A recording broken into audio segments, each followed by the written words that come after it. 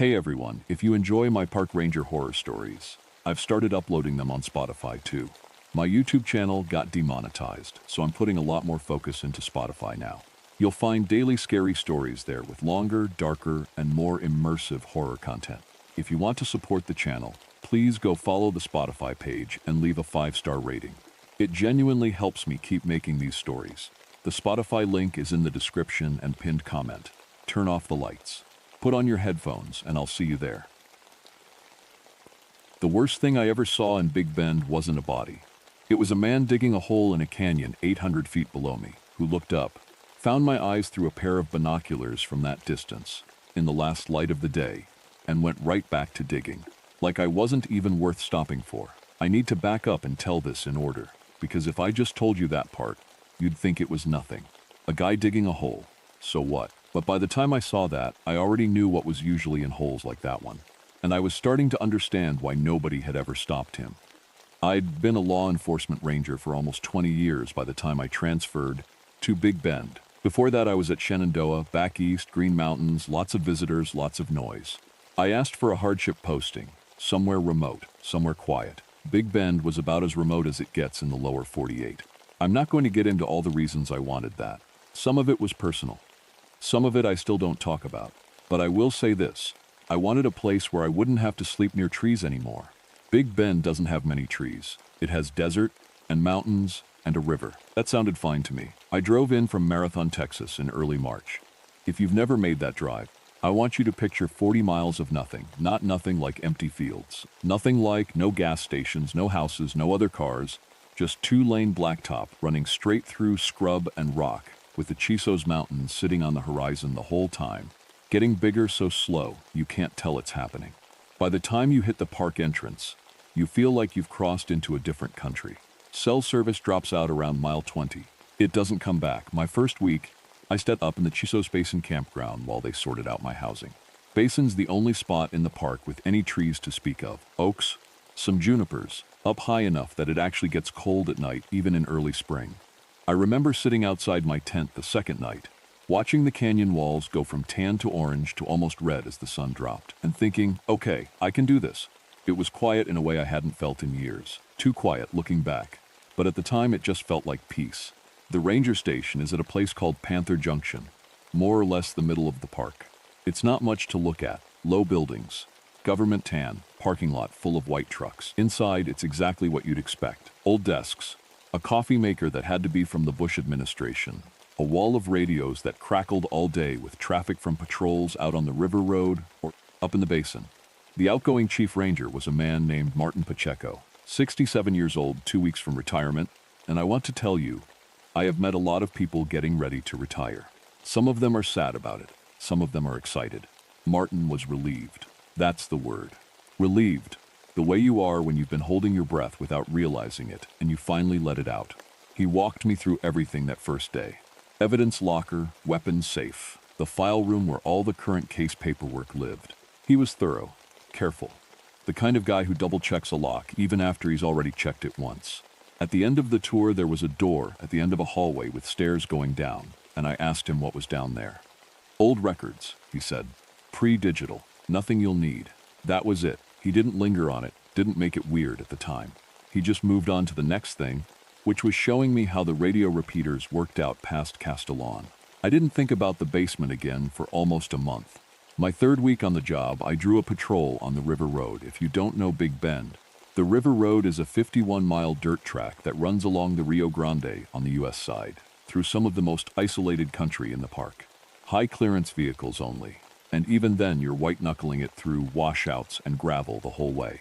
You can go hours without seeing another person. On one side, you've got the river, lined with this thick grass called carrizo cane, grows 12, 15 feet tall in places, so dense you can't see 10 feet into it. On the other side, just open desert and scrub running up toward the mountains. It was about 5:40 in the evening, getting toward that orange light right before dusk when I saw him.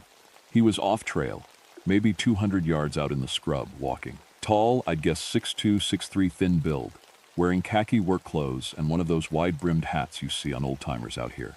He was walking south, toward the river. Now, out on the river road, seeing a person on foot, off trail, with no vehicle anywhere near, that's not nothing. Could be a migrant crossing. Could be someone in trouble. Could be somebody up to no good. I keyed my radio, called it in, gave my position, and got out to make contact. I called out to him. Park service, standard stuff.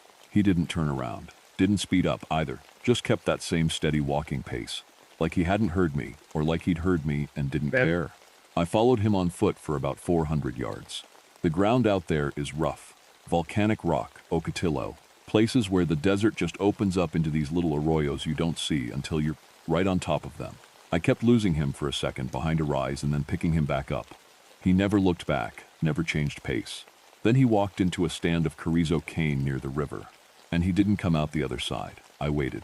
Watched that wall of cane for a good 10 minutes. Walked the edge of it both directions, looking for a gap, a trail, anything. Cane like that, 15 feet tall and thick as your wrist in places. A man can move through it, sure, if he knows where the gaps are. But I didn't hear him moving. No rustling, no birds spooking out of it, nothing. He was just gone. I went back to my truck, called it in again. And that night I wrote up an incident report. Unidentified individual. Possible undocumented border crossing. Last seen entering riverine vegetation. No further contact. Standard language.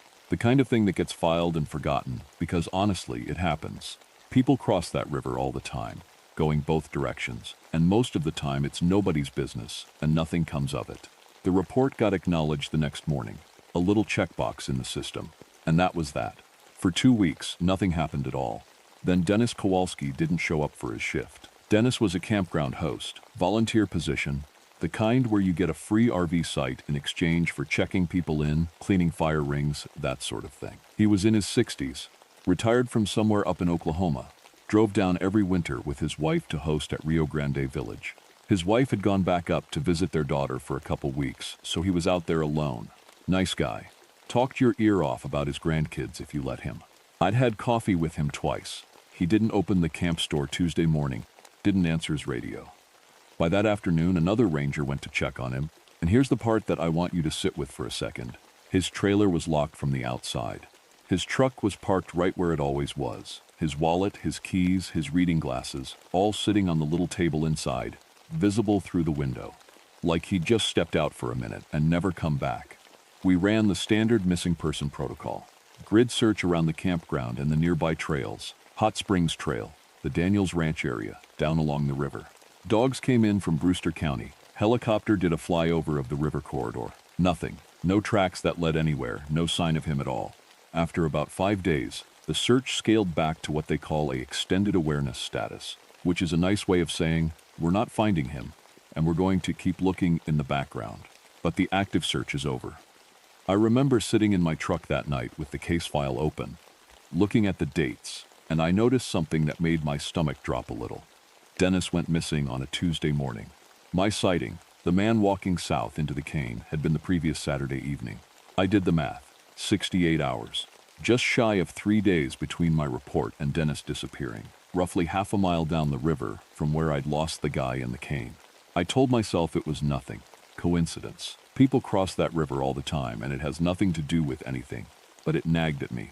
So a couple days later, I went down to the basement. I want to be honest with you, I didn't go down there because I suspected anything specific. I went down there because Martin had told me not to bother with it, and that's exactly the kind of thing that sticks in your head when you're the new person and you're trying to learn how a place really works, underneath the official version. The basement at Panther Junction is about what you'd expect from a building that's been there since the 60s. Concrete floor, drop ceiling with half the tiles missing. That smell old paper gets after enough years. Kind of sweet and dusty at the same time. Rows of filing cabinets, most of them labeled by year. Maintenance logs, old visitor surveys. Budget paperwork going back to 1970-something. And then, in a cabinet labeled simply, Incident Historical, I found the first one within about 20 minutes. It was from 1994. A ranger named Boyd Sutter had filed a report, handwritten, on the old triplicate forms, describing an unidentified male, approx. 6'2", walking south toward the river near Boquillas Canyon.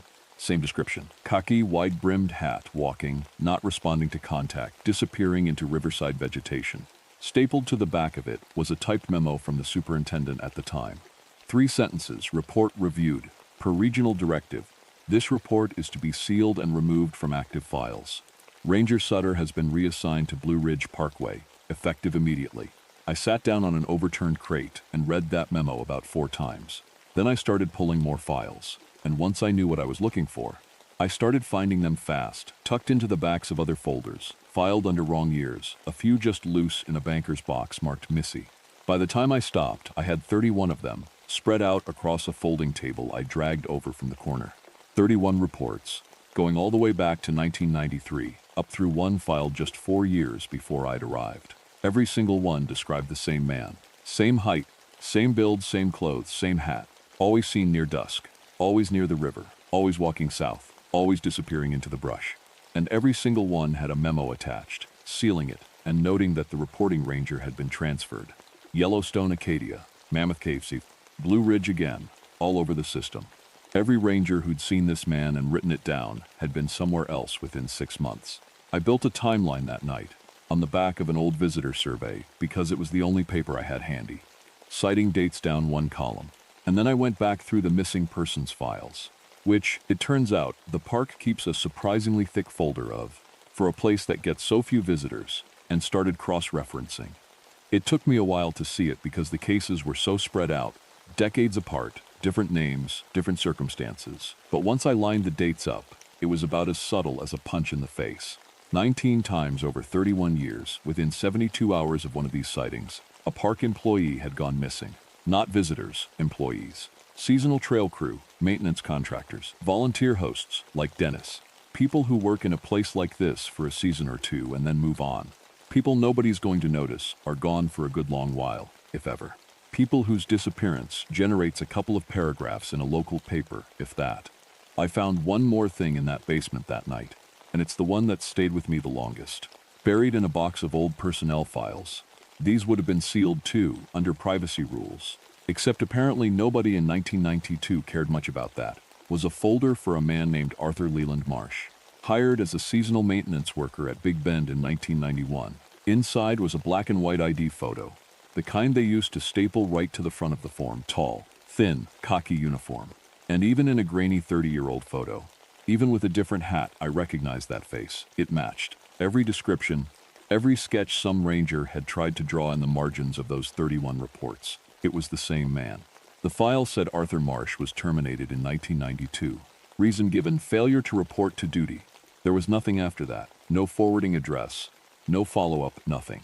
He just stopped existing on paper. I sat in that basement until almost midnight.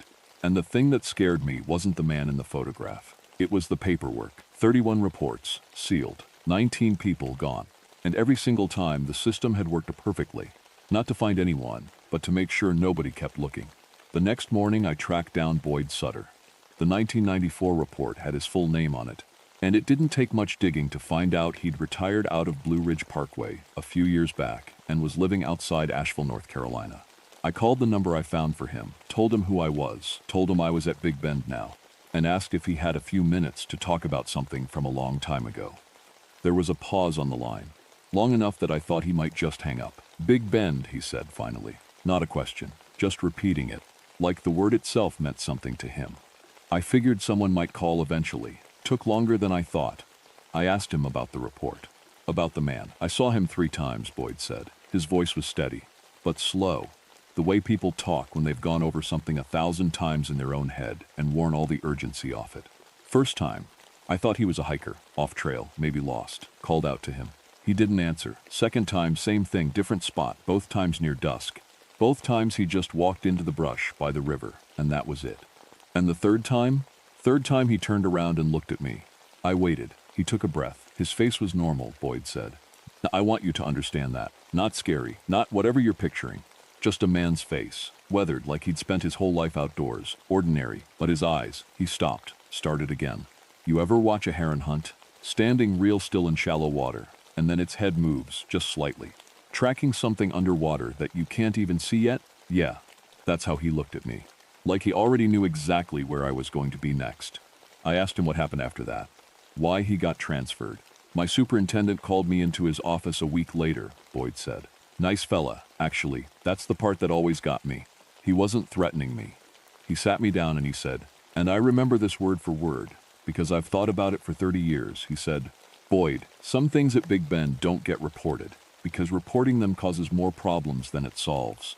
And then he told me Blue Ridge had an opening and asked if my wife liked mountains. Did you push back? I had a wife and 2 kids and a mortgage, he said. And I'd just had a man look at me like that. No, I took the transfer. We talked a little while longer. He asked if anyone had gone missing recently. I told him about Dennis. He went quiet again. And then he said something that I didn't fully understand at the time. And honestly, I almost didn't think about it again until much later. You should be careful with the personnel files, he said. If you find one for him, don't just look at the photo. I asked him what he meant. He said he had to go, said his wife was calling him for dinner, and he hung up before I could push him on it. I figured it was just an old man being cryptic, the way people sometimes get about things that scared them a long time ago. I didn't think much of it. I had bigger things on my mind. About a week after that call, I was up at the Santa Elena Canyon overlook at the end of my shift, just before sunset. If you've never been there, Santa Elena is this massive slot canyon where the Rio Grande cuts straight through 1,500 feet of limestone, walls going almost straight up on both sides. From the overlook, you're looking down into the canyon mouth, river running through the bottom, this little ribbon of green cane along the banks. It's one of the most photographed spots in the park. Usually there's a few cars there at sunset, people getting pictures. That evening I was alone. I had my binoculars out, just scanning, the way you do out of habit more than anything. When I picked him up, he was on the canyon floor, 1,500 feet below me, walking south along the river, same pace as always, same khaki, same hat. And this time, he was carrying something. Took me a second to make it out through the binoculars in that fading light, but it was a shovel. I watched him walk to a spot where the canyon wall curved out, forming a kind of natural pocket above the waterline. An alcove, sheltered, the kind of spot you'd never notice unless you were right there or looking almost straight down on it from above, like I was. And then he started digging. I want to be clear about something. I did not move, I did not make a sound. I was 1,500 feet up, in low light, holding still binoculars against a rock for support. There is no way, a person should have been able to tell I was there.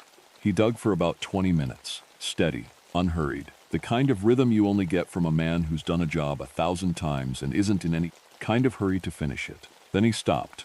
He set the shovel down, and he looked up, straight at me, 1,500 feet, in the dark, through a pair of binoculars, and I felt it the same way you feel someone looking at you across a crowded room. He held it for maybe 3 seconds, and then he went back to digging. I didn't sleep that night. I sat in my truck in the overlook parking lot until almost 2 in the morning because I genuinely did not want to drive that road in the dark by myself, and I also did not want to be the only person up there if he decided to climb out. The next morning, I made some calls. I knew I couldn't go through my own chain of command, not after everything I'd found in that basement. So I called a guy I'd worked with years back at a training course, Ray Bernal, a law enforcement ranger over at Guadalupe Mountains, a couple hours north. Ray and I had stayed friendly. I told him enough, not everything, but enough, and he agreed to come down on his own time. He also knew a cadaver dog handler with the Brewster County Sheriff's Office, a woman named Patty Solis, who he said owed him a favor and wouldn't ask too many questions. It took us 4 days to put it together quietly, getting Ray down without it, showing up on anyone's radar, coordinating with Patty, figuring out the hike into that alcove, which from below is a rough scramble along the riverbank, no trail at all. We went in early on a Thursday morning, just the 3 of us, and Patty's dog, a black lab named Cooper. Cooper alerted within 30 seconds of reaching the alcove. Didn't even have to search. Went straight to a patch of disturbed soil at the base of the canyon wall and sat down, the way they're trained to do, staring at the ground like it owed him something. We started digging by hand, carefully, the way you're supposed to when you might be looking at a scene. About 18 inches down, we hit the first bone. It wasn't one set of remains. Patty could tell that almost right away, just from the bone density and the way things were layered. Different depths, different states of preservation, multiple individuals, buried at different times over what had to be years, maybe decades. We stopped digging, called it in properly at that point. Patty had standing with the county, so the recovery itself went through her, which kept it half a step away from my own superintendent's office, at least for a little while. The forensic work took a few weeks. Ray kept me updated, off the books. In the end, they identified remains from 5 individuals. 3 of them matched names from my list, 3 of the 19. Park employees, gone within 72 hours of a sighting, decades apart, never connected to each other in any official record. until I put that timeline together in the basement. The oldest remains were carbon dated to approximately 1993, the year after Arthur Marsh was terminated for failure to report to duty. I want to tell you that's where this turned into some big dramatic showdown. It didn't. The next part of this story is the part that scared me the most, and there's no monster in it at all. About a week after the remains were identified, my superintendent called me into her office. She told me calmly that my independent investigation was outside the scope of my authority, that the FBI had been made aware of the situation, which in my experience is the kind of phrase people use when they want you to think something is being handled, without actually telling you anything is being handled.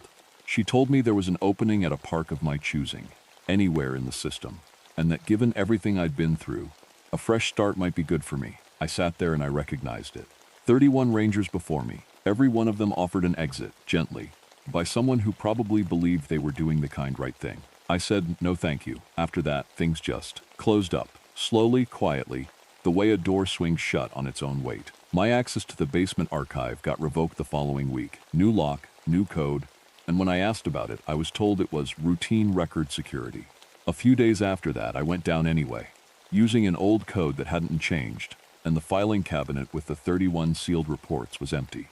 Not the cabinet, the folder, gone. My own incident report, the one I'd filed back in March, about the man walking south into the cane, got flagged for supervisory review and disappeared into some queue that, as far as I know, it's still sitting in. And then Ray called me. He sounded tired. He said his own chain of command had reached out to him, not threatening, nothing like that. Just a quiet conversation about how he needed to stay in his lane regarding matters at another park. He told me he was sorry, and that he had to step back. So here's what I did, and I want you to know. Out of 31 Rangers, in 31 years, as far as I could ever find, I was the first one who did this. I made copies, everything. The sighting reports I could still get my hands on, the timeline, the personnel file for Arthur Marsh, the forensic summary Ray had managed to get me before he had to back off, photographs of the alcove, all of it. I made 3 full sets on paper, and I drove to Alpine on my day off and mailed them, actual mail, actual stamps, to 3 different addresses. The district attorney's office in Brewster County, a reporter at the El Paso Times who'd done some digging on border issues before, and my sister back in Virginia, with a note that just said, hold on to this. A few days after that, I drove the River Road one more time, my own time, off duty. I told myself I just wanted to see it again before whatever was going to happen next happened. Right around dusk, at almost the exact same spot where I'd first seen him 3 months before, I saw him again. This time he wasn't walking. He was standing right at the edge of the river, on the Texas side, just standing there, facing across the water toward Mexico. Same khaki, same hat. Still as a fence post. I stopped the truck. I got out. I didn't call out this time. I just stood there, maybe 60 yards off. And he turned his head, slow, and looked at me. And I swear to you, there was nothing dramatic about it. No growl, no flash of teeth, nothing like that. Just a man looking at a woman across 60 yards of desert in the last orange light of the day. And then he turned, unhurried, and walked into the cane. And the cane didn't even rustle. My transfer orders came through the following Tuesday. Denali, Alaska. I accepted it. Not because they won. I want to be real clear about that. I accepted it because I'd already done the one thing none of the 31 Rangers before me had done. The copies were already in the mail.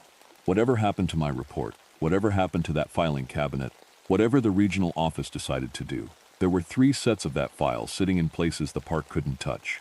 A DA's office, a newsroom, my sister's house in Virginia. In 31 years, not one ranger had ever sent copies. I got one more phone call before I left Big Bend. It was Boyd Sutter, he said. June, I need to tell you something I didn't mention before. I told him to go ahead. I saw his photograph, Boyd said. Same as you did, the personnel file from 91. He paused, and I could hear him breathing on the other end of the line, slow, like he was working up to something he'd carried a long time. But I also saw his date of birth. I asked him what it said. He was quiet for a second. Arthur Marsh was born in 1901, he said. I'm in Alaska now. Cold enough at night that I sleep just fine.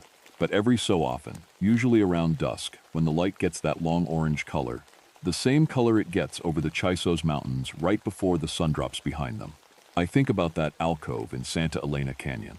And I think about how many more spots like it there probably are, up and down 51 miles of river, that nobody's ever going to look for. Because the man digging those holes has had over 100 years of dusks to find them all.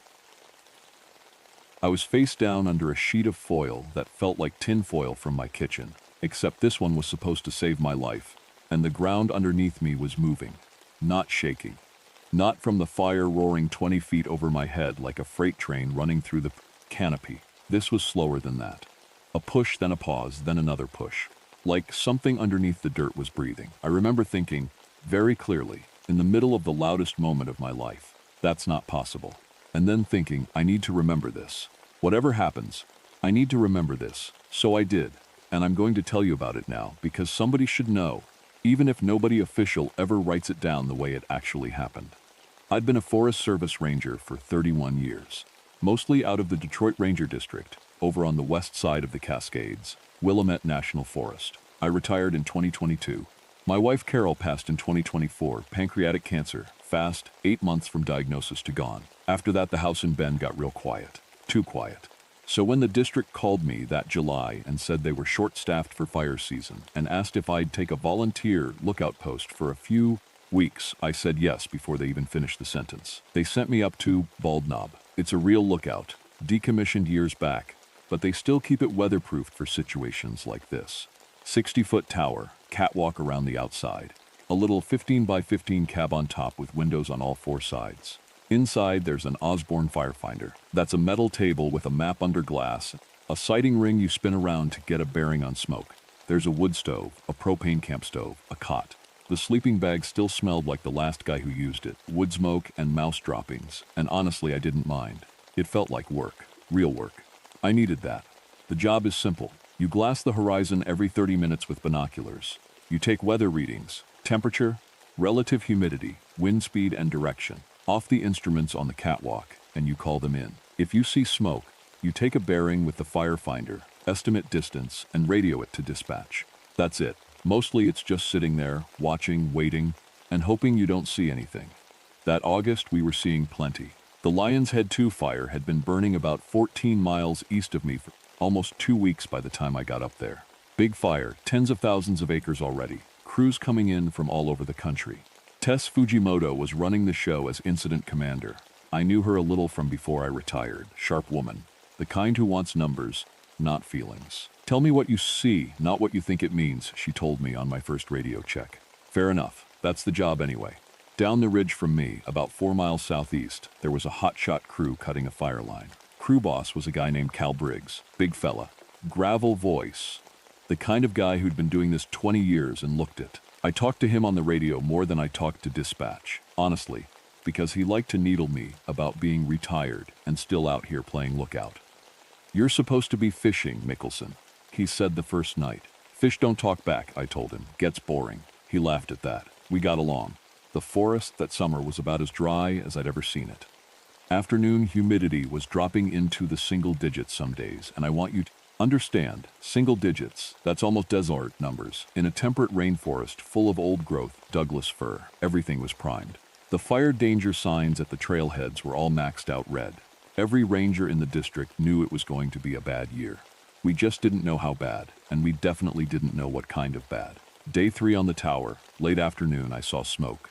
It wasn't from the main fire. This was a new column, off by itself, bearing 247 degrees from my position, that's southwest, about 8 miles out. Near as I could tell, thin gray-white rising straight up with almost no wind drift, which was strange in itself because we'd had a steady breeze out of the northeast all day. I logged it, took my bearing twice to be sure, and called it in to Tess. Bald Knob dispatch, copy your smoke report. Bearing 247, distance approximately 8 miles. Will advise air resources. Copy, I said. I kept glassing it for the next 20 minutes or so while I did my other readings. It didn't grow, but it didn't shrink either. Just sat there, this thin column, like a candle burning in the distance. Then I did my full instrument round on the catwalk. Takes about 10 minutes. You're walking around checking the anemometer, the hygrothermometer, writing numbers down, and when I came back inside and picked the binoculars back up to check on it again, it was gone, not faded, not thinned out. Gone. No haze where it had been, no glow, nothing. I scanned the whole horizon in that area for another 15 minutes, thinking maybe I'd lost bearing, but no. I could still pick out the same ridgeline, the same notch in the trees I'd used as my reference point. The smoke had just stopped existing. I radioed it in as a probable false alarm. Bald Knob, dispatch, Disregard previous smoke report bearing 247. Column has dissipated, likely dust or slash haze. Copy that, bald knob. Dust devils happen. Slash piles smolder and then quit. I told myself that, wrote it in the log, and moved on with my evening readings. That's the job. You see 100 things a season that turn out to be nothing. But that night, I couldn't sleep right, and I got to flipping through the old lookout logbooks they keep up there. Bald Knob's been staffed off and on for decades, and there's a shelf of these old composition books going back to the 70s. I was just killing time, honestly. And I found an entry from 19 years back, August again, different lookout. Guy named Gareth Paulson, his entry was short, smoke sighted, bearing 247, distance approximately 8 miles. Column dissipated within 30 minutes, marked as false alarm, same bearing, same distance, same description, almost word for word. I sat there for a minute with that book open on my lap, and I told myself, okay, that's not that strange. 247 southwest from this tower probably points at the same drainage every time, and slash piles or hot spots in that drainage probably do the same thing every time. Coincidence? Sure, but explainable coincidence. Then I remembered why I knew Gareth Paulson's name at all. I'd processed his accident report. He drove his truck off the access road the morning after that logbook entry, lost control on a switchback about 6 miles down from the tower, went through the guardrail, rolled about 200 feet down the slope. Single vehicle. No other cars on the road. They figured he fell asleep at the wheel. End of a long shift. Easy mistake to make on those roads. I closed the book and put it back on the shelf, and I remember telling myself, out loud, in an empty cabin 60 feet up a tower in the middle of a national forest, it's just a coincidence, Dale. And I believed it, mostly. I didn't sleep great that night anyway. The next several days, the focus shifted hard onto the main fire, and that's when things really started to feel wrong. Not spooky wrong yet, just wrong in a way that made the professionals around me start to sound rattled, and that's a sound I'd never heard from Tess before. Lion's Head 2 had been burning in a fairly normal pattern, pushing northeast with the prevailing wind, which is what you'd expect. Then on day 5, it jumped Highway 22. For those who don't know the area, Highway 22 up there is a paved 2-lane road cutting through the forest, and it's one of the better containment lines you can ask for. No fuel on the road itself, decent width. Crews had already done burnout operations along sections of it to widen the buffer. It should hold a fire like that, especially with the wind blowing the way it was. It jumped it anyway, at the narrowest point of the whole road, where the buffer was thinnest, almost like it picked the weak spot. And here's the part that got everybody's attention. The wind that whole day was blowing northeast, steady, 12 to 15 miles an hour, confirmed by every weather station in the area, including mine. The fire crossed the highway moving northwest, against the wind. I heard Tess on the radio that evening, talking to the air attack supervisor, and her voice had this edge to it I'd never heard before. I need someone to explain to me how we have spot fires a half-mile upwind of the head, she said. That's not how this works. Nobody had a good answer. The working theory was some kind of localized wind shift, a thermal eddy off the terrain, something like that. Possible. Cascades terrain does weird things to wind sometimes. Everybody who's worked fire up there knows that. But Tess didn't sound like someone who just accepted a normal explanation. She sounded like someone filing it away. After that, I started keeping a second log, not the official one, my own, in a spare notebook I had in my pack.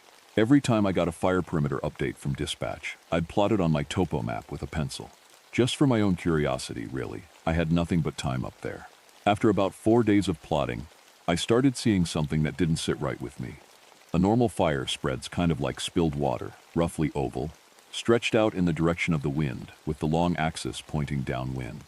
Lion's Head 2 wasn't doing that. It was branching, sending out these long, narrow fingers in different directions, almost like the roots of a tree or the veins on the back of your hand. Branches splitting off from branches, and every single one of those fingers, everyone, stopped at the same elevation, 4,200 feet. I checked it against the contour lines on my topo map probably a dozen times because I didn't believe it the first few times. Didn't matter what direction the finger ran. Didn't matter what the slope or the fuel type was. 4,200 feet, and it stopped or turned, or did something else, but it didn't cross that line. In 31 years, I had never seen a fire behave like that. Fire doesn't care about elevation in some neat, clean way like that. Fire cares about fuel, wind, slope, moisture. Not a number on a map. I didn't say anything about this to Tess. What was I going to say? The fire's drawing a shape on the mountain, and it looks deliberate, She'd have pulled me off that tower for a psych eval. So I just kept my pencil lines to myself and kept doing my job. A couple days after that, Cal's crew found something while cutting a new fire line lower on the ridge. He radioed me about it that evening, and I could tell from his voice this wasn't his usual griping. "Mickelson, you still up there?" "Where else would I be, Cal? We hit something weird cutting line today.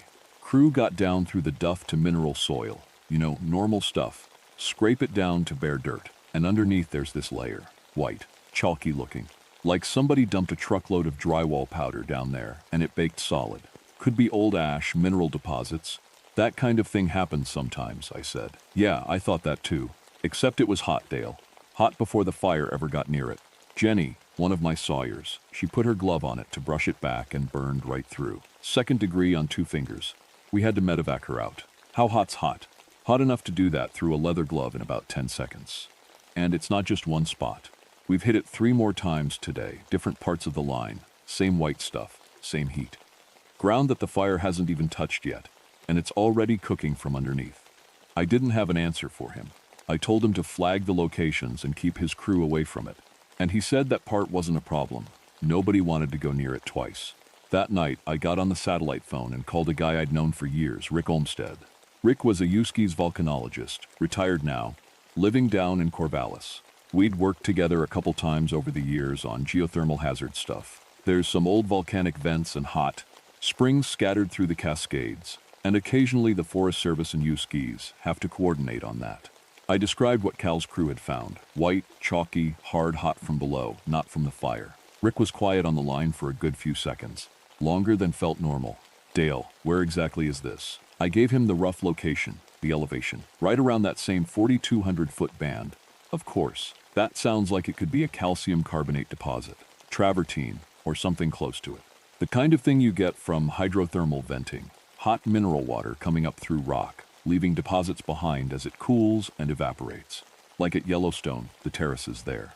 Okay, so there's a hot spring under there somewhere. "Dale, there's no known hydrothermal feature anywhere in that part of the forest. Nothing on any survey, nothing in the literature, nothing. I'd know. That's not a corner of the Cascades that gets ignored. People have mapped the hell out of that geology for 50 years. Well, something's making the ground hot, Rick." Another pause. "To form a deposit like you're describing. Solid, that thick, that consistent, you need sustained heat. Not a one-time event. Sustained. We're talking temperatures over 300 degrees Fahrenheit, applied from below, more or less continuously, for a long time." "How long is a long time?" "Centuries, Dale. Possibly a lot longer than that." I didn't really know what to say to that, and apparently neither did he, because we both just sat there on the line for a bit. Eventually, he said he'd make some calls, see if anyone in his old department had heard anything, and that he'd get back to me. He sounded different by the end of that call than he had at the start. Less like a scientist who'd been handed a puzzle, and more like a guy who'd just remembered something he didn't want to remember. He never did call me back. I found out why later, but I'm getting ahead of myself. 3 days after that call, the fire did something that, even now, I have trouble saying out loud without it sounding made up. It crossed the ridge behind my tower. Up to that point, my situation had been fine. The active fire was east of me. The crews were working a line south and east of that, and I had a clear evacuation route. A trail heading south off the ridge that eventually connected to a forest road. 11 miles total to the nearest road by trail, which sounds like a lot, but on a calm day, it's just a long hike. Not an emergency. That afternoon, smoke conditions got bad. Visibility dropped to almost nothing. That thick gray-brown soup that smoke events bring, where you can't even see the trees 100 yards off the tower. I was doing my readings half by feel, and around 4 in the afternoon, Tess came over the radio, and her voice had gone from professional concern to something closer to, "I need you to listen very carefully right now. Bald Knob, be advised we have fire activity reported on the ridge to your immediate west. Repeat, west of your position. Can you confirm visual?" I couldn't confirm anything. Visibility was 0. But about 10 minutes later, the smoke shifted just enough, and through a gap I saw it, a glow. Orange, low on the ridge line less than a mile west of the tower. The fire that had been burning 14 miles east of me 3 days earlier was now on the ridge behind me. I want to be clear about what that meant geographically, because it matters. That fire had to cross terrain, cross drainages, cross areas that should have slowed it down enormously, and it had to do it fast enough that nobody, not air attack, not the satellite mapping, not Cal's crew on the ground, Saw it coming until it was basically on top of my position. Fire doesn't teleport.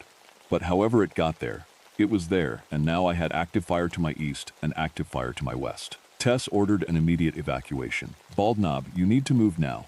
South Trail, do not delay. Copy, evacuating now, I said, and I meant it.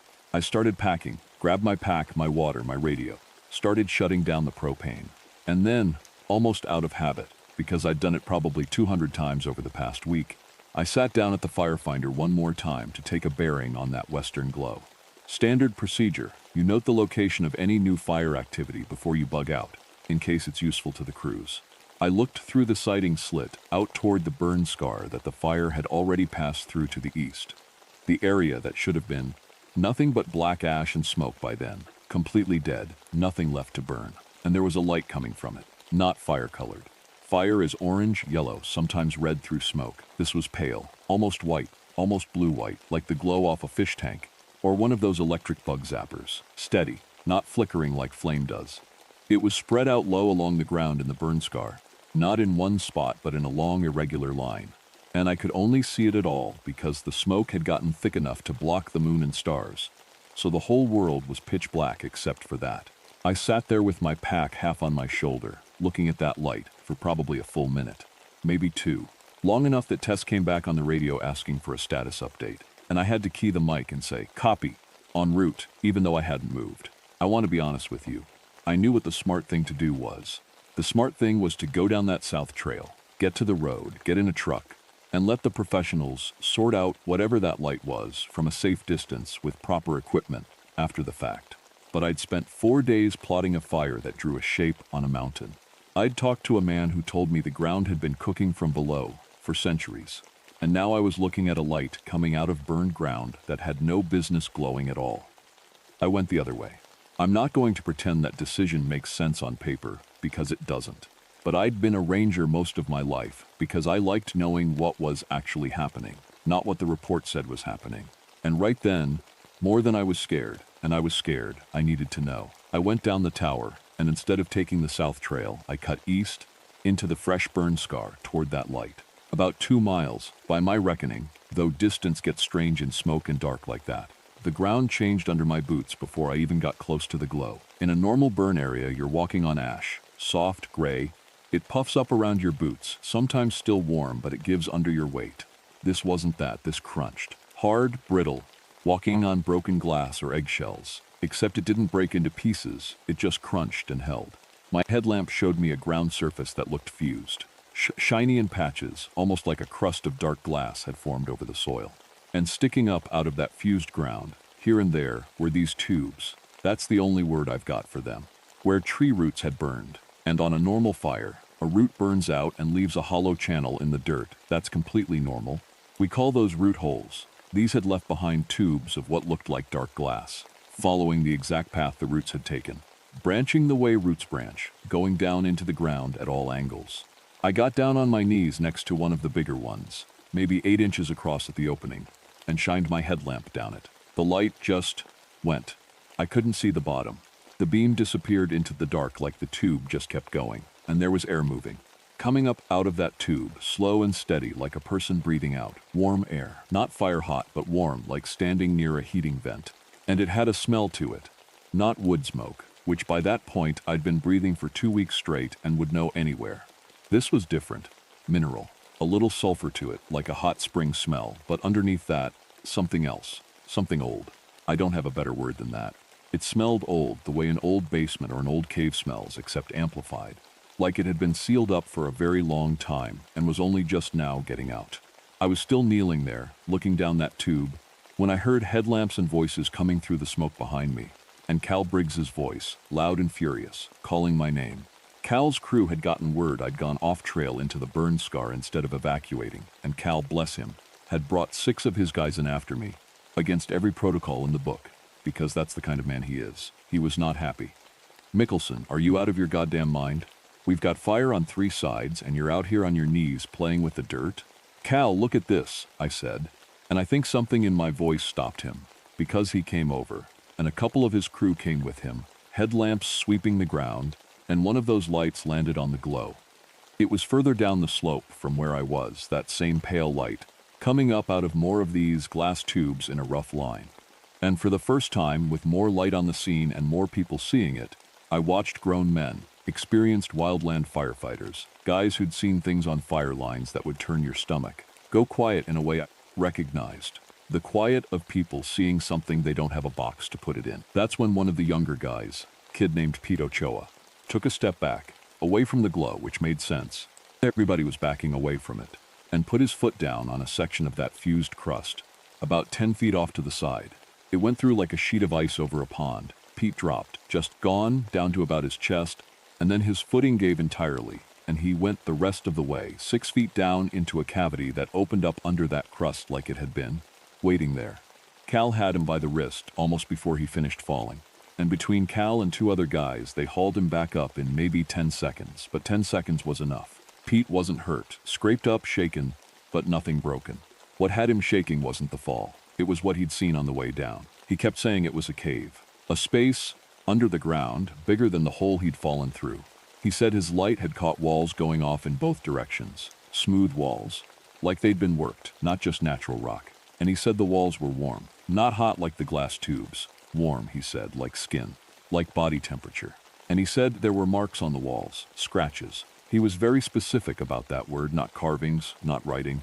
Scratches, like something had dragged its fingers or claws down the rock, over and over, in long parallel lines.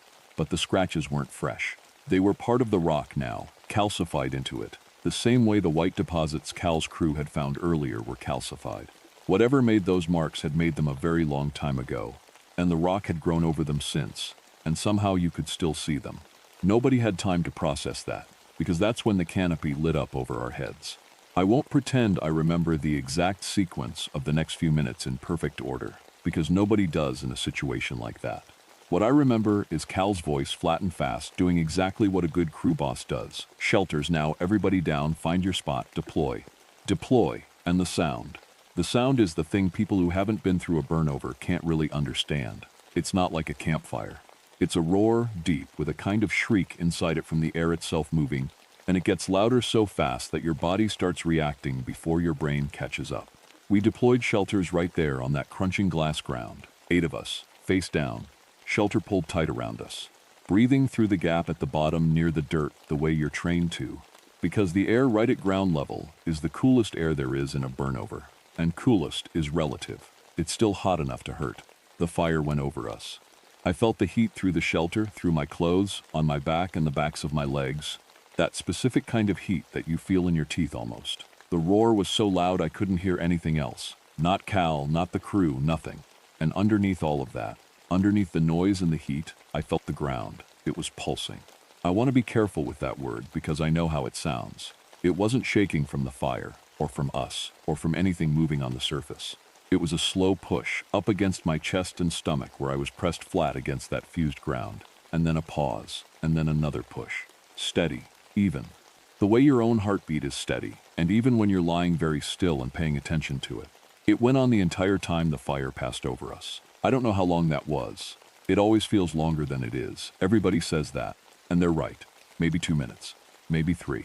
Long enough for me to feel that pulse a dozen times or more, lying there with my face 6 inches from dirt that I had, less than 10 minutes earlier, watched glow with a light that wasn't fire.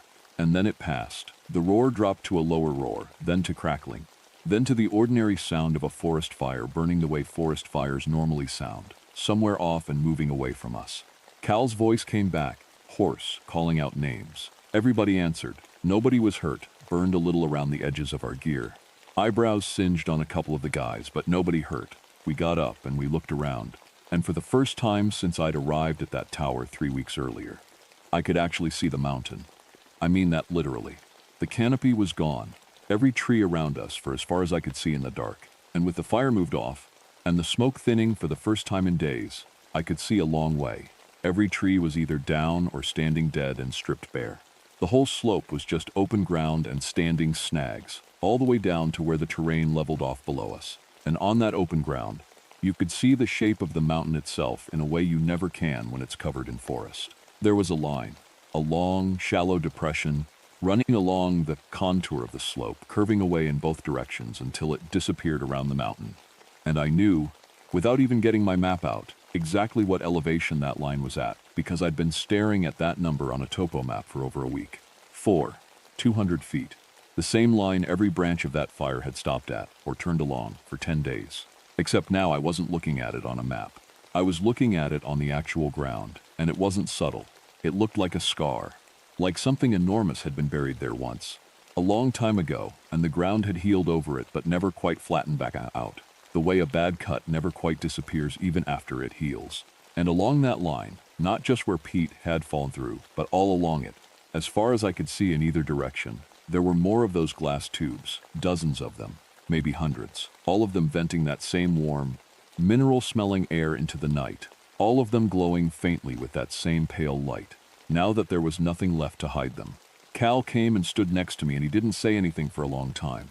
Then he said, "Quiet," in a completely different voice than the one he'd used to order the shelter deployment. "Mickelson, what in the hell is that?" I didn't have an answer for him. I still don't, not really. But I told him what I did know, the elevation line, the pattern in the fire's spread, the calcium deposits, what Rick had told me about sustained heat over centuries. I told him about Gareth Paulson's logbook entry, 19 years and one bearing apart from mine.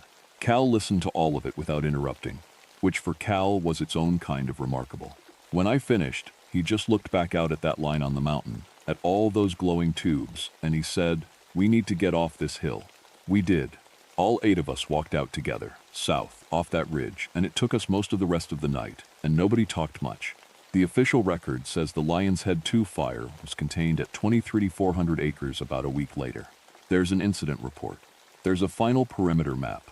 The erratic spread is attributed, in the report, to extreme fire behavior associated with terrain-driven wind anomalies during a record drought year, which is a sentence that means almost nothing. And I think whoever wrote it knew that, but it's the kind of sentence that closes a file. There's a line in there, too, about anomalous mineral deposits and subsurface thermal readings in the burn area, noted as referred to as GES for further geological assessment. I know that's true, because I'm the one who flagged it.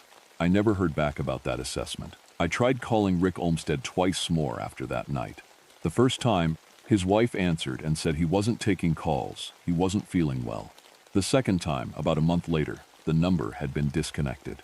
3 weeks after the burnover, once the area had cooled enough and the closure orders had lifted for everything except the immediate burn scar, I drove back up there, told myself I was checking on the tower, which was true. It needed to be secured for the winter anyway.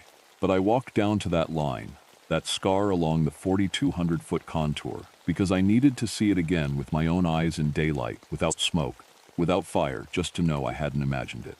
The white deposits were gone, scraped away. It looked like there were marks in the ground consistent with heavy equipment, tracks, the kind of thing you'd see after an excavator had been through. The glass tubes, all the ones I could find, and I looked for a long time, had been filled, poured full of concrete, everyone, flush with the ground, like someone had gone down that entire line and capped every single vent. And at intervals along the line there were signs. New ones, metal posts freshly set in concrete footings, the kind of sign you'd expect to see at a hazardous site. They read, "Hazardous terrain, geological instability. Do not enter." I've put up Forest Service signs for 31 years. I know what they look like. I know the fonts we use. I know the regulation citation format that goes in small print at the bottom of every official sign. It's a specific code, references a specific section of the federal regulations, and every ranger who's ever ordered signage from the regional office has that format memorized whether they want to or not. The font on these signs was close, but not right, and the regulation number at the bottom didn't correspond to anything. I looked it up when I got home. It doesn't exist. Not a typo of a real one. Just doesn't exist in any agency's code, federal or state. Somebody had gone in there in the 3 weeks since the fire, with heavy equipment and concrete and professionally printed signage, and sealed that whole line back up. And it wasn't us. There's one more thing. Before I left the district for good that fall, I went back through the old records one more time, and I found Gareth Paulson's full incident file, the one I'd processed 19 years earlier, the one I'd more or less forgotten the details of, until that smoke report on Bearing 247 brought his name back to me. Most of the file is what you'd expect. Accident report, vehicle inspection, the usual. But there's an evidence inventory list. Items recovered from his truck after it went off the road. And on that list, item number 11 is his personal logbook. separate from the official lookout log, his own notes, the same kind of notebook I'd been keeping that whole summer, without thinking about why. The file says the logbook was reviewed and found not relevant to the investigation and returned to his next of kin. But somebody at some point had photocopied the last page before it went back, and that photocopy was still in the file, behind the inventory sheet, like it had been filed there and forgotten. His handwriting was rougher than mine, and the entry wasn't dated the night of the smoke sighting. It was dated the morning after, the same morning he died, like it was the last thing he wrote before he got in his truck.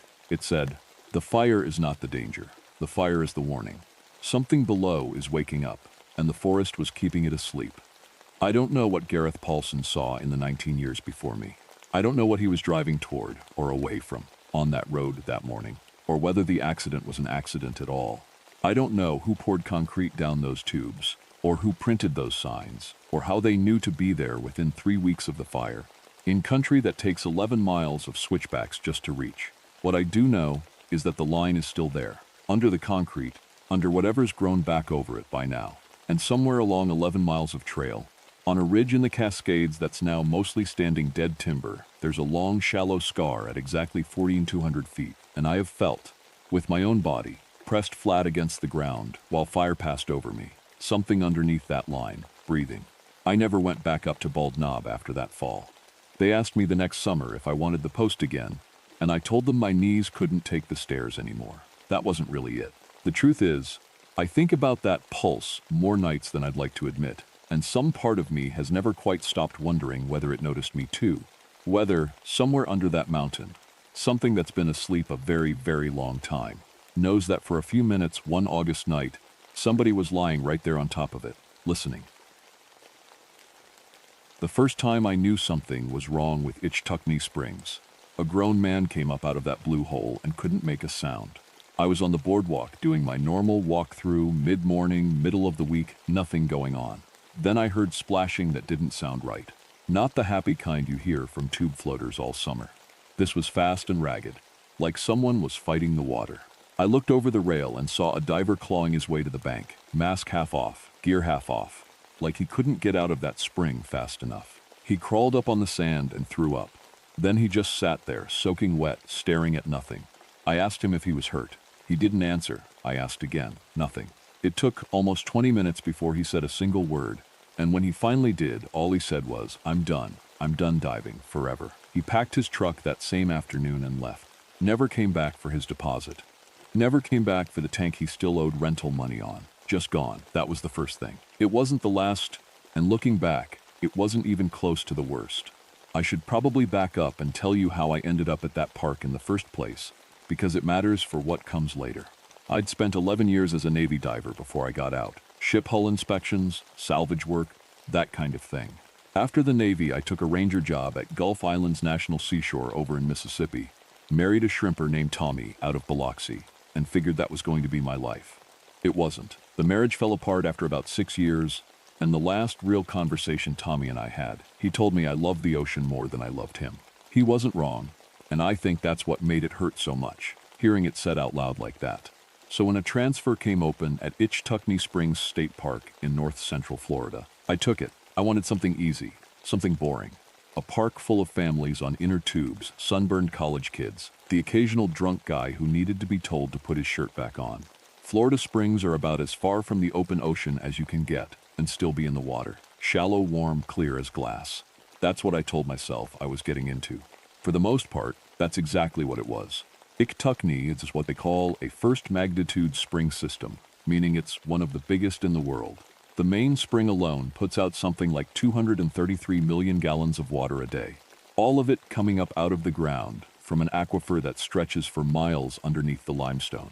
That water feeds a spring run about 6 miles long, which empties into the Santa Fe River. In the summer, the park is packed, tubes end to end, kids screaming, music playing from somebody's cooler speaker, even though it's against the rules. The head spring itself, the main spring, the one everybody floats from, sits at the bottom of a wooden boardwalk loop. You can stand up there and look straight down through 25 feet of water and count individual grains of sand on the bottom. That's not an exaggeration. The water is that clear. People always say it looks fake, like a swimming pool, like somebody dyed it that color on purpose. What most of the tourists don't think about, what most of them never even notice, is the cave system underneath all of it. Florida sits on top of limestone, and limestone dissolves over time, and that leaves behind caves. Under Ichtucknee, those caves are flooded, and they go on for miles. I'm talking about a maze of underwater passages stretching at least 3 miles out from the main spring, with some chambers going down past 180 feet. Cave divers consider it one of the most dangerous diving environments on the planet. Not because of anything that lives down there, but because of the cave itself. No light, no surface to swim to if something goes wrong. Passages that look exactly the same in every direction. People get lost down there and they don't come back. It's happened before, more than once, all over the state. That's why every single spring vent in that park has a sign on it. Bright colors, big letters.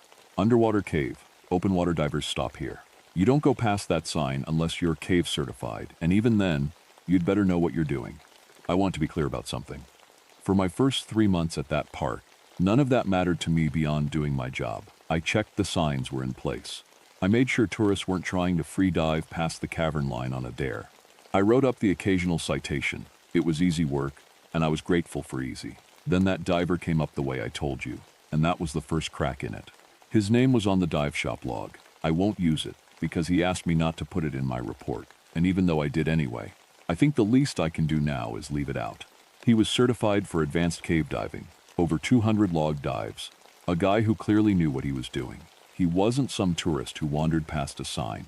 After he calmed down enough to talk, here's what he told me, and I wrote most of it down word for word because something about the way he said it made me want to get it exactly right. He said he'd been following a passage off the main tunnel that he'd never explored before, not on any of the maps he had, which for cave divers is a big deal because those maps get updated constantly and people are obsessive about them. He followed it back maybe 200 feet, and then the water changed. Those were his words. The water changed. I asked him what he meant by that, and he had trouble explaining it. He said it wasn't cloudy. It wasn't silty, like when you kick up sediment off the bottom. He said it got thick, like swimming through syrup, he said, except it didn't slow him down the way syrup would. It was more like the water was pushing back against him, just a little, in a way that didn't make sense. He said his dive computer started doing something strange with the temperature.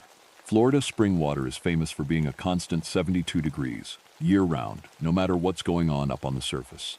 It's that part of what makes it safe. Divers don't have to worry about thermoclines like you do in open water. But his computer showed the temperature dropping. Then it came back up. Then it dropped again. He said it kept doing that, over and over, like clockwork, and it was happening too fast to be anything natural. He said that's when he decided to turn around. And right as he was turning, his light passed across the floor of the chamber, and he saw something down there. I asked him what it was. He looked at me for a second, and then he looked away, out toward the spring run, and he said, "I'd rather not say. That was it. That's all I got." He wouldn't elaborate. Not for me, not for the EMTs, not for the dive shop owner who came out to ask if he was okay. I wrote up an incident report that afternoon. Diver in distress, possible panic attack or equipment malfunction, no injuries. Subject declined further evaluation. And I filed it the way you file everything, and it went into a drawer, and as far as I know, nobody ever looked at it again. I want to tell you something else now, something I didn't put in that report, or any report, ever, until much later. About 6 weeks before that diver came up screaming without sound, something happened to me. It wasn't much. At the time, I told myself it was nothing. Part of my job included routine maintenance checks on the safety lines and markers in what's called the cavern zone. That's the area just past the head spring where there's still some daylight reaching down before the true cave starts and it goes pitch black. It's considered low risk. Lots of rangers and dive shop staff go down there with just a single tank to check anchor points, replace worn line, that kind of thing. I'd done it a dozen times by then. That day, one of the permanent line anchors had come loose from its bolt, and I went down to reset it. I was maybe 60 feet down, right at the edge where the cavern zone starts to darken into the cave proper. I had my light on the bolt, working on it, and out of habit I swept the light off to the side, the way you do, just checking my surroundings. And for about half a second, my light caught something. It was deeper in, past where the cavern darkens out, right at the edge of where my beam could still reach. And it was vertical. Like something standing, except nothing stands underwater. Things float, they drift, they tilt with the current. This was straight up and down, just hanging there in the water, not moving at all. and there were two pale spots on it up near the top, and when my light hit them, they didn't flash the way an animal's eyes do. You know how if you shine a light at a gator or a fish at night, you get that quick bright flash and then the eyes move, the animal reacts. These didn't do that. They just reflected the light back, steady, like a couple of pale stones, and they didn't move at all. I finished the bolt faster than I needed to, and I went up. On the surface, I told myself it was a big gar. We do get them in there sometimes, and they can get pretty large, 3 or 4 feet, with that long snout and those rows of teeth.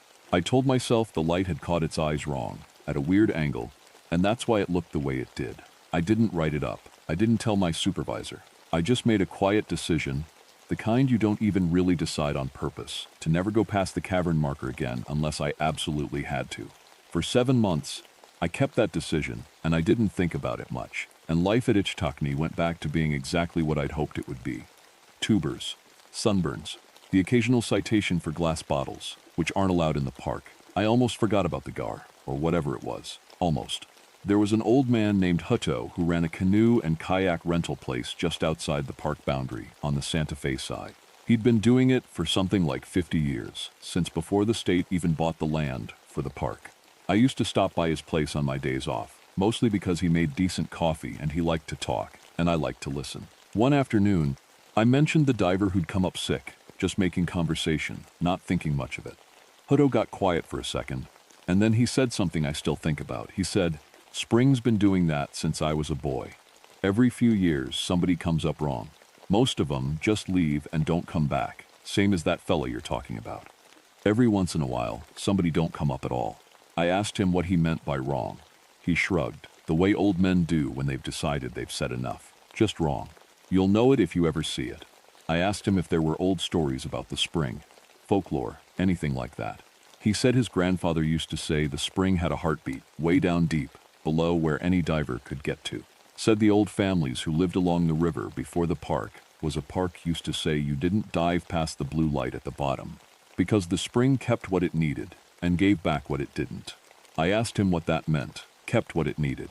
He just poured me more coffee and changed the subject to bass fishing, and that was the end of it.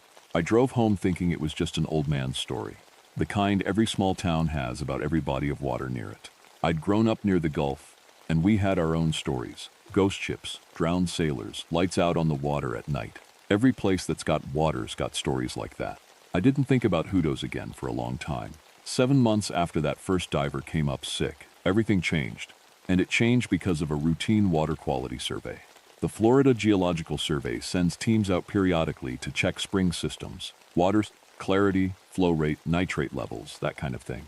It's not exciting work, mostly. A team of 3 came out to Ichtakni that week, and as part of their assessment, they wanted to send a remote camera, basically a small underwater drone on a tether, into the main cave passage to document conditions at depth. This wasn't unusual. They'd done it before at other springs. I was on duty that day, mostly just there to keep tourists from wandering too close while the team worked.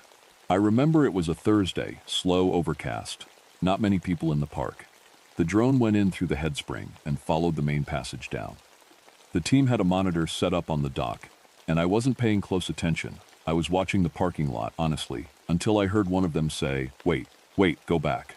I walked over. On the screen, the passage looked the way it always does in those videos. White limestone walls, clear water, the camera's lights cutting 2 narrow beams through the dark. The drone had drifted into a side passage, off to the right. One of the team members said wasn't on any of their maps. At a depth reading of 147 feet, the camera turned, and for about 11 seconds, before the feed cut to static, it showed something hanging in the water ahead of it. A person, upright, arms straight down at their sides, the way you'd stand at attention, except they were just floating there, dead center in the passage, not touching the floor or the ceiling. The gear was old. I could see that even on the small monitor, a bulky yellow vest-style BC, the kind that went out of style decades ago, and a regulator with a logo I recognized because my dad used to dive with the same brand back in the 70s and 80s. The mask was clear, and through it, I could see the person's eyes. They were open. The feed cut to static right after that, 11 seconds total, and the drone never reconnected. They lost the unit completely. When they reeled in the tether, the camera housing came back up empty, just a cable with nothing on the end of it, like it had been unscrewed. The team leader called it in to the county. I called it in too, separately, because that's protocol. Any indication of a body in the park, even an old one, even a possible one, has to go through both the county and the state. That's how Walt Drucker came into it. Walt was the county's dive recovery specialist, had been for about 30 years. He showed up the next morning in a truck that was older than some of the tourists in the park, walking with the kind of limp that told you his knees had given out on him a long time ago, and he'd just decided to keep going anyway. He was maybe 62, gray crew cut, the kind of face that's permanently a little sunburned. He watched the 11 seconds of footage 4 times without saying anything. Then he said, "Yellow Daker BC, round gauge, not digital. That's not current gear. That's 80s gear." I asked him if he could tell who it might be. He didn't answer right away. He pulled a laptop out of his truck, the screen cracked in one corner, and started going through old case files. Florida keeps records on every diver who's ever gone missing in a cave system in the state, because unfortunately there have been enough of them that they need a database. He cross-referenced the gear description, the depth, the location. After about 20 minutes, he turned the laptop around so I could see it. The file was dated November 14, 1987. A diver named Brian Kessler, 26 years old at the time, had entered the Itukni cave system that day and never come back out. His car, a tan Datsun, was found in the parking lot the next morning, still locked, with his wallet and a change of clothes inside. His dive gear was never recovered. Search teams went in for almost 2 weeks before they called it off. The case was officially closed in 1990, ruled a presumed drowning.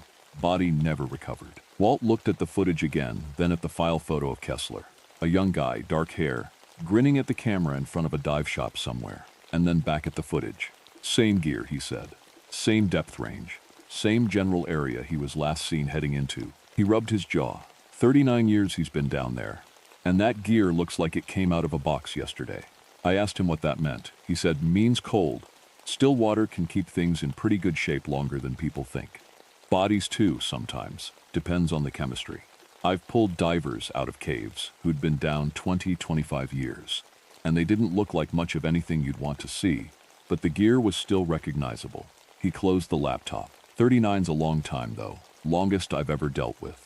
Could be we get down there, and there's nothing left but gear and bone. Wouldn't be the worst thing I've seen. He said it so plainly, like he was talking about picking up trash on the side of the road. I found out later that's just how Walt talked about it. 30 years of pulling drowned people out of underwater caves does something to a person's bedside manner, and Walt's had worn down to almost nothing. He wasn't cruel. He was just tired, in a way that had settled all the way into his bones. He looked at me and said, "You're cave certified." I told him I'd done cave training in the Navy, years back, and I'd kept current on it, mostly out of habit. He nodded like that settled something. I usually work solo or with another county diver, but my regular partner's out with a torn rotator cuff, and this passage isn't on any map we've got. I'd rather have a second set of eyes than go in blind by myself. "You up for it?" I said yes before I'd really thought it through. Looking back, I think part of me said yes because of that thing I saw 7 months earlier, the vertical shape with the pale spots that didn't move. I never told Walt about that. I'm not sure why. I think some part of me wanted to go down there and prove to myself it had just been a gar. We spent the next day on planning, and I want to walk through that a little, because it matters. Cave diving isn't something you just show up and do. Walt laid out the dive plan on the hood of his truck. We'd be using a continuous guideline the whole way, tied off at the cavern entrance and run all the way to wherever we ended up, so we'd always have a physical line back to the surface, even with zero visibility. We each carried primary and backup lights, 3 lights minimum. That's the rule, because losing your light in a cave with no natural light source at all isn't an inconvenience. It's a life-threatening emergency. We planned our gas using the rule of thirds. A third of our air to go in, a third to come out, and a third held in reserve for problems.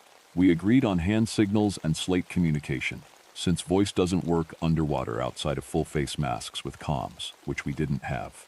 Walt didn't sugarcoat the recovery itself. He told me what to expect from a body that had been in the water a long time: discoloration, tissue loss, the possibility that the remains might come apart during the lift, and we'd need to bag what we could. He told me this in the same flat voice he'd used for everything else, and I appreciated it, honestly. I'd rather know what I was walking into. We went in the next morning. The main passage was exactly like the footage, exactly like every description I'd ever heard from cave divers. White limestone walls, water so clear it barely felt like water at all. our lights cutting two clean tunnels through the dark ahead of us. Walt led, running the line. I followed about 10 feet back, watching our depth and our gas the way I'd been trained. The passage narrowed and widened a few times as we went, the way limestone caves do. Sometimes we had room to swim side by side. Sometimes it pinched down to where we had to go single file with our tanks brushing the walls on both sides. About 200 feet in, Walt's light swept across an opening on the right that I almost would have missed. It was a side passage, low and narrow, the kind of thing that looks like it might dead end after 10 feet. Walt checked his compass, checked his map, the actual paper map he'd brought, laminated, the official one, and shook his head. This passage wasn't on it. He looked back at me, and I gave him the okay sign, and he tied off a new section of line and let us in. The texture of the walls changed almost immediately. The main passage walls were rough, pitted limestone, the kind that's been dissolving slowly for thousands of years, full of small ledges and cracks. This side passage was different. The walls were smoother. Not perfectly smooth, but smoother than they should have been, almost like they'd been worn down by something moving through, over and over, for a very long time. I remember running my light along the wall next to me, and thinking it looked almost polished, the way river rocks get polished. Except this was inside a cave where there shouldn't be that kind of current. Then the temperature started doing what that first diver had described. My computer is mounted on my wrist, and I have a habit of glancing at it every minute or so out of pure routine. Depth, time, temperature. Florida spring water doesn't change temperature. That's the whole point of it. But about 100 feet into that side passage, my display reads 69 degrees. A minute later, it reads 71. A minute after that, 69 again. Then 71, back and forth like clockwork, exactly the way that first diver had described it 7 months earlier. Except this time I was watching it happen with my own eyes. I looked ahead at Walt. He'd stopped swimming. He was hanging in the water, perfectly still, looking at his own computer. Then he checked it a second time, like he didn't believe the first reading. He didn't signal anything. He didn't write anything on his slate. He just turned back around and kept going. And I followed, and neither of us said a word, because there wasn't really a way to say anything that would have helped. About 40 feet further, we found him. I want to describe this carefully, because at the time, my brain didn't process it the way you'd expect. He was vertical, exactly like the footage had shown. Arms straight down at his sides. Feet pointed down, but not touching the floor of the passage. He hung at what I'd guess was mid-water, maybe 4 feet of clearance below him and 4 feet above. The yellow BC was faded but intact. The regulator was still in his mouth, the hose curving up and over his shoulder the way it's supposed to. His mask was clear, a little fogged at the edges, but clear enough. His eyes were open. I want to be honest with you. My first thought, the very first thing that went through my head, was that this looked staged. Like someone had posed a mannequin in a dive shop window. Nothing about a body that's been underwater for 39 years should look like that.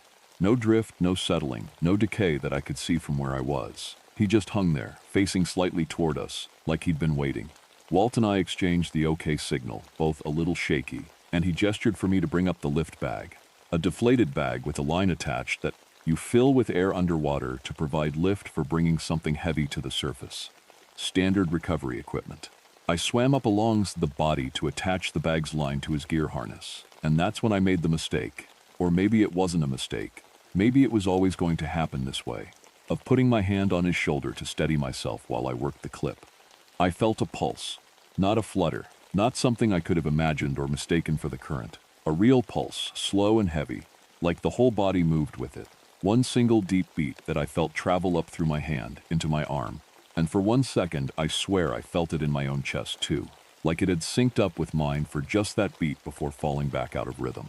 I yanked my hand back so fast I bumped into the wall behind me and kicked up a cloud of fine silt that hadn't been disturbed in who knows how long. I signaled Walt. Emergency signal, hand flat, slicing across my throat, which in diving doesn't mean what it looks like. It means something's wrong. Come here now. He was beside me in seconds. I pointed at the body's shoulder and made the signal for feel, touch check, and Walt, who I have to give credit for, didn't hesitate. He reached out and put 2 fingers against the side of the body's neck, right where you'd check a pulse on a living person, and held them there. I watched his eyes through his mask. I watched them go wide and stay wide for a long 10 or 15 seconds. He pulled out his slate, a small whiteboard divers used to write messages underwater, and wrote 3 words, pressing hard enough that I could see the marker squeak, even though I couldn't hear it. Not possible. I took wiped it, and wrote back. We need to surface. He took it back, wiped it, and wrote. With him, I looked at the body, at Brian Kessler, at his open eyes, which hadn't moved, hadn't blinked, hadn't reacted to either of us being inches from his face with bright lights on. And I thought about that man 7 months ago who came up unable to speak. I thought about the Gar that wasn't a Gar, and I nodded. And I took the slate back and wrote, yes, with him. We finished attaching the lift bag. Walt filled it slowly from his backup regulator. The way you're trained to, and the body, Brian, began to rise off whatever invisible point he'd been suspended at, drifting up at a controlled rate, the line trailing back down to Walt's hand. And that's when the water changed. I felt it first as resistance, the same thing that Diver had described as thick, except now I understood what he meant. It wasn't like swimming through mud or silt. It was like the water itself had gotten heavier, like every motion took just a little more effort than it should have. The same way walking through waist-deep water on a beach takes more effort than walking on sand, except we were already in water, and water doesn't do that to itself. My computer kept cycling 6971, 6971 faster now, like it was speeding up. My primary light flickered. Just once at first, a half second of darkness, and then it came back. I tapped it, the way you do when electronics misbehave, even though I knew that wouldn't fix anything if something was actually wrong with it. It flickered again, longer this time, and in that half second of darkness, before my eyes adjusted back to the light, I saw something on the walls. I almost convinced myself I hadn't, but Walt saw it too. I know because he stopped kicking entirely for a second, and his light swung toward the same section of wall I was looking at. There were patterns on the limestone, not scratches, not carvings, not the kind of thing a person could have made with a tool. They looked organic, branching lines, thinner and thinner the further they spread, the way veins look under skin, or the way a tree's roots spread out from the trunk, except these were enormous.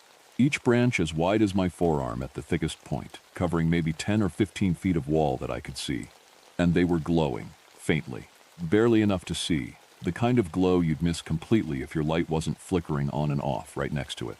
A dim bluish light, pulsing, and it took me a second, with my heart going and my hands shaking on the lift bag line, to realize the pulsing pattern matched something.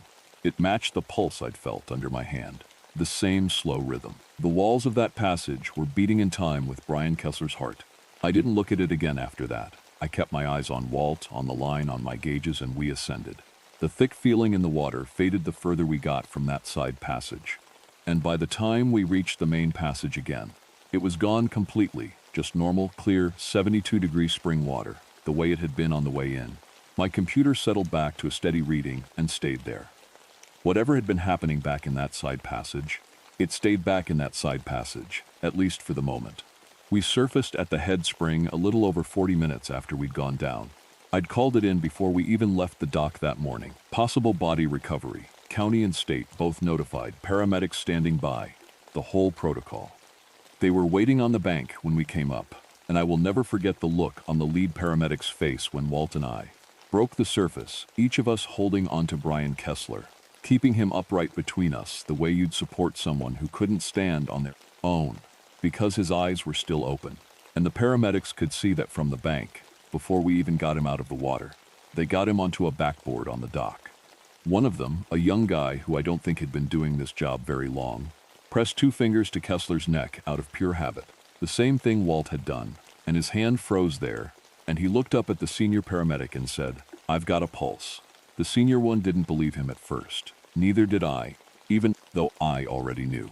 They hooked up a heart monitor, and it took them almost 5 full minutes to get a reading they trusted, because the machine kept registering long stretches of flat line and then suddenly catching a single beat, then going flat again, over and over. Eventually they figured out it wasn't the machine malfunctioning. It was reading correctly. The heart was beating, just once every 4 minutes or so, the exact rhythm I'd felt underwater. His core body temperature, when they checked it, read 72 degrees, exactly the temperature of the spring water. Not hypothermic in the sense of being dangerously cold for a living person, just matched to the water, like he'd settled into it the way the water itself settles into that temperature, deep in the aquifer, year after year, no matter what's happening on the surface. And when they removed his regulator to check his airway, he didn't gasp, he didn't choke, he didn't do anything that a person who'd just been pulled out of the water after 39 years would do. His chest kept moving, slow, shallow, in and out, on some rhythm of its own, but no air went in or out through his mouth or nose. They suctioned fluid from his airway to clear it, the way you would with a drowning victim, and the fluid that came out wasn't quite right. It was clear, like water, but it had a texture to it, slightly thicker, the senior paramedic said, like saline that hadn't been mixed all the way.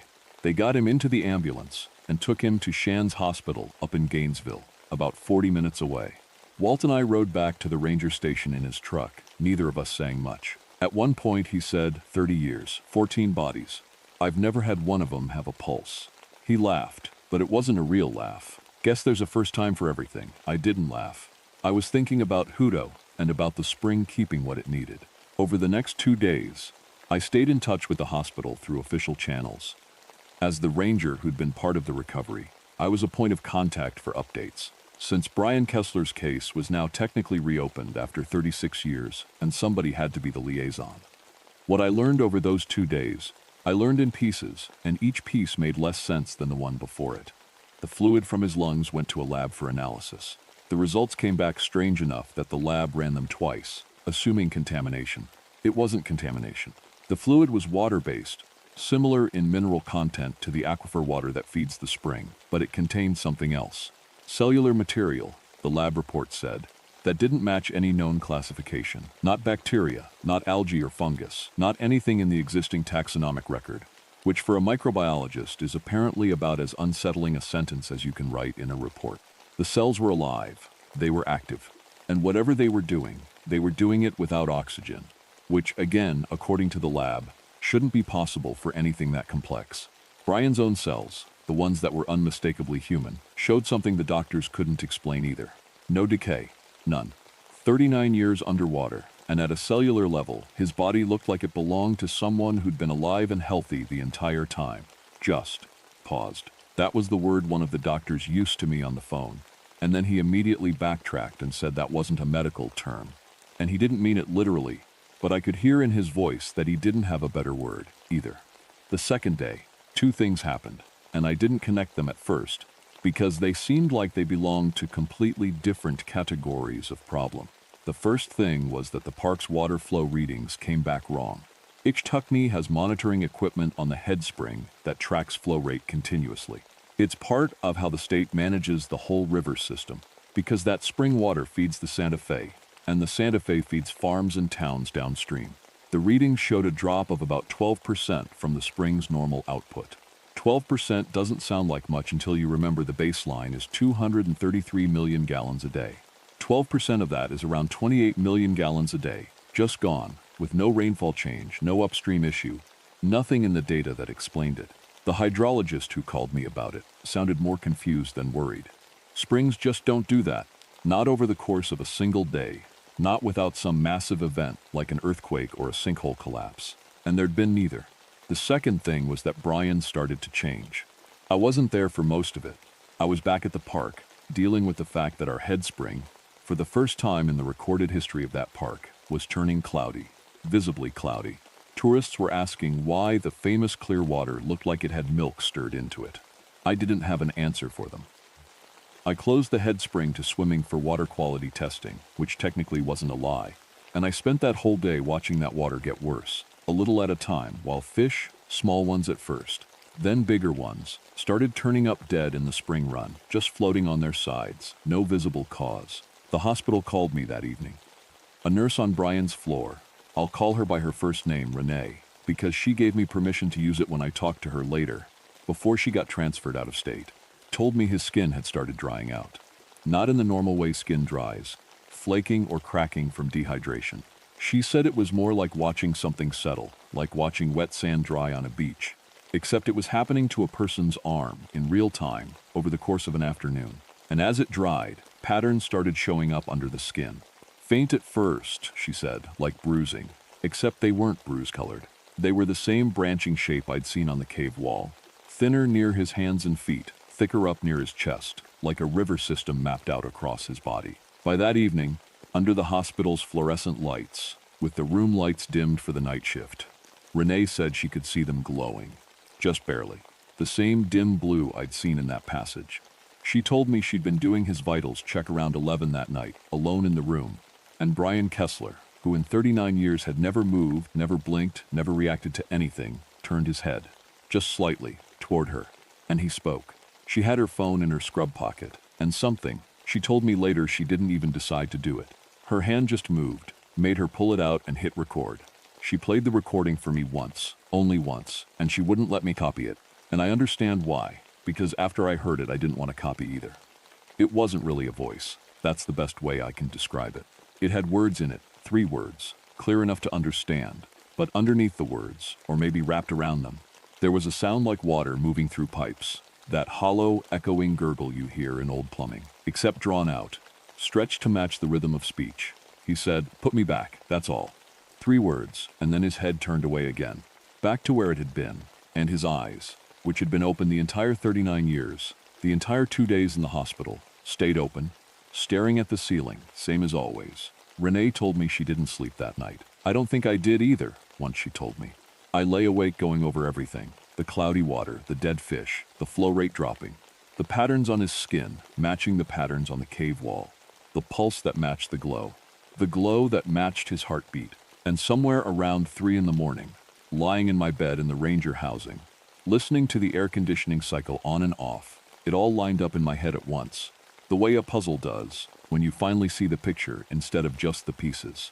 The spring wasn't failing because of some unrelated problem that happened to occur. At the same time we pulled Brian Kessler out of the water. The spring was failing because we pulled Brian Kessler out of the water. I don't know how to fully explain what that water is, or what's actually living in those deep chambers of the aquifer, the parts no diver has ever reached and probably never will. I don't think anyone knows, not really, not even now. But whatever it is, it had Brian, and it had him in a way that was part of how the whole system worked, the way one part of a body needs another part to keep functioning, even if neither part fully understands the other. And we'd taken him out, and the system was responding the way a body responds when something's been removed that shouldn't have been. I thought about the families downstream who depend on that river. I thought about the fish, the ones already dead, and the ones that would be next. I thought about the cracks that had started showing up in the boardwalk over the headspring that same day. Small ones, hairline, but new, in wood that had been solid the week before, like the ground underneath was settling. And I thought about Brian Kessler, 39 years old forever, lying in a hospital bed with his eyes open, asking, in a voice made of water and pipes, to go back to the only place that had kept him from rotting away to nothing for almost 4 decades. I got up, I got dressed, I drove to Gainesville. I'm a federal-level law enforcement ranger, which gave me more authority in that situation than people might expect. Enough, at least, to walk into a hospital at 3 in the morning, badge first, and have a quiet, firm conversation with the night charge nurse about a discharge against medical advice for a patient connected to an active law enforcement matter. I'm not going to walk through exactly how that conversation went, because I'm still not entirely proud of it, and because some of what I said wasn't, strictly speaking, true. But it worked. Within 40 minutes, I had Brian Kessler, wrapped in a hospital gown and 2 blankets, his open eyes the only part of him not covered, the faint blue glow under his skin visible even through the fabric, loaded into the back of my truck. I drove back to Ichtucknee with the windows down the whole way, even though it was cold for Florida that night, because I couldn't stand being in a closed space with him, not because I was afraid of him, exactly. I think it was more that being near him felt like being near something that was in pain, in a way that had nothing to do with how it looked or sounded, and I didn't want to sit with that any longer than I had to. The park was closed, gates locked, not a single light on except the safety lighting along the main road. I carried him from the parking lot to the headspring myself. He wasn't heavy, not really, lighter than I expected for a grown man. Like some of what should have been there just wasn't anymore, and I walked out onto the boardwalk, past the cracks that had widened just since that afternoon, to the edge of the water. The headspring at night, with no tourists and no lights except what the moon gave us, looked the way it must have looked for thousands of years before anyone built a boardwalk over it. Black water, except right at the center, over the deepest part, the part everyone calls the Blue Hole. Where the main cave opening sits, there was a faint glow coming up from below. The same blue, Brian's blue. I knelt down at the edge and lowered him into the water. His eyes were open the whole time, looking up at me. And I want to be honest, I talked to him. I don't remember everything I said. I think I told him I was sorry. I think I told him I hoped this was what he wanted, even though wanted feels like the wrong word for whatever was actually going on with him by that point. I let him go, and he didn't sink the way a body sinks, slow, tumbling, fighting the water a little on the way down. He just descended, smooth and straight, exactly the way he'd been hanging in that passage when we found him, arms at his sides, feet pointed down, drawn toward that glow at the bottom, like he was being gently pulled by something that had been waiting. Within a couple of minutes, and I stood there and watched the whole time, because I needed to see it. The water around me started to clear. I could see it happening, right there in the dark, the cloudiness lifting like smoke being pulled out through a vent, until the moonlight was hitting the sandy bottom again, 25 feet down, the way it was supposed to. By morning, the flow rate readings were back to normal. All 233 million gallons, like nothing had ever happened. I filed a report. I want to be clear that I did file one. I've never lied about what happened, not to the people who needed to know. The report went up through the state, and within about a week, it came back down with a classification stamp on it from the Department of Environmental Protection, the kind of stamp that means the report exists, but almost nobody will ever be allowed to read it. Brian Kessler's hospital records got sealed the same week. Renee, the nurse, got transferred to a hospital up in North Georgia about 10 days after that. A great opportunity, her transfer letter called it. More money, better unit. She didn't ask for it. I called her once, a few months later, just to check in, and she told me she didn't want to talk about any of it anymore. And I understood, and I didn't call again. I'm still at Ichtuckney. I requested to stay, actually, when my district supervisor asked if I wanted a transfer somewhere else. Somewhere fresh, he called it, which I think was his way of offering me an exit without having to say why. I told him I was fine where I was. I still do my walkthrough every day. I still check the boardwalk for cracks. There are a couple that never fully went away, hairline ones, right near the rail over the deepest part. And every few months maintenance comes out and patches them. And every few months they come back. Nobody else seems to notice. Maybe they don't look as closely as I do. Sometimes in the evening, right around dusk, the light hits the head spring at just the right angle. Low sun, water dead calm, no wind, and you can see all the way down to the bottom, the way the brochures say you're supposed to be able to. Down to the sand, down to the dark opening of the blue hole where the cave begins. And down there at the bottom, in the dark part where the cave starts, there's a glow, faint, blue, steady except for a slow pulse, every few minutes, like something breathing. I've stood on that boardwalk plenty of evenings and watched it. I've never reported it. I'm not sure who I'd even tell or what I'd say or what good it would do. I tell myself I saved the spring. I tell myself that water feeds the river, and the river feeds the farms and the towns downstream. And a lot of people depend on that water without ever thinking about where it comes from. And what I did kept all of that running the way it's supposed to. I tell myself it was the right thing to do, and most days I believe it. But some nights, lying awake, I think about that diver who came up 7 months before Brian. The one who saw something on the floor of that chamber and wouldn't say what it was, and never came back. I think about the thing I saw in the cavern zone my first month there.